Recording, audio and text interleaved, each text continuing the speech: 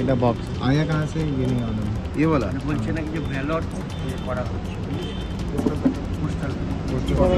আমরা 4:30 পরে তো ক্যামেরাতে মুভমেন্ট দেখছি, ক্যামেরা নাম্বার 17 এ মুভমেন্ট, তারপরে তো আসলে আমাদের লোকেরা ইলেকশন কমিশনের এই স্কুটিনির কাজে 3:30 4টে অবধি তো এখানেই ছিল, ফলে তাদেরকে জানানো হয়নি যে এখানে আবার ওই মেশিন খোলা হবে।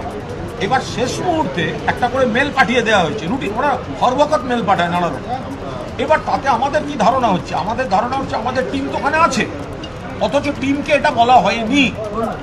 এবার যখন টিমের সঙ্গে আমাদের যোগাযোগ হচ্ছে, আমাদের সঙ্গে টিমের যোগাযোগ হচ্ছে, তখন ধরা পড়ছে এটা আনগার্ডেড। এবার শশীদি ছুটে আসছে নয়, এবার আমরা আসছি, আপনার বাইরের স্ক্রিনে দেখা যাচ্ছে ভেতরে লোক কাজ করছে, বাইরের স্ক্রিনে দেখা যাচ্ছে ভেতরে লোক কাজ করছে। ওদিকে সিও বলছেন স্ট্রং রুম সিল্ড, ওখানে কাজ হচ্ছে না। আরে লাইভ স্ট্রিমিং তো ইলেকশন কমিশনের ক্যামেরায় হচ্ছে, আপনারা দেখুন ওখানে কাজ হচ্ছে।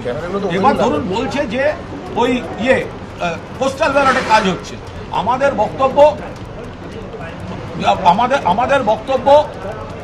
বক্তব্য হচ্ছে যে যদি পোস্টাল ব্যালটেই হয় তো তাহলে সেই পোস্টাল ব্যালটগুলো এলো কোথা থেকে?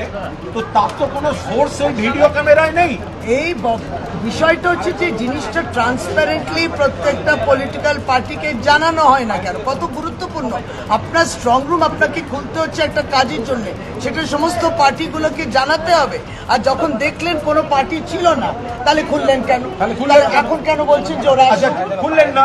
আপনি যদি দেখেন কোনো পলিটিক্যাল পার্টি নেই তাহলে খুলতেন না, আর যদি বলে থাকেন না জানিয়েছি, তাহলে আমরা এসছি বা ঢুকতে দিচ্ছি।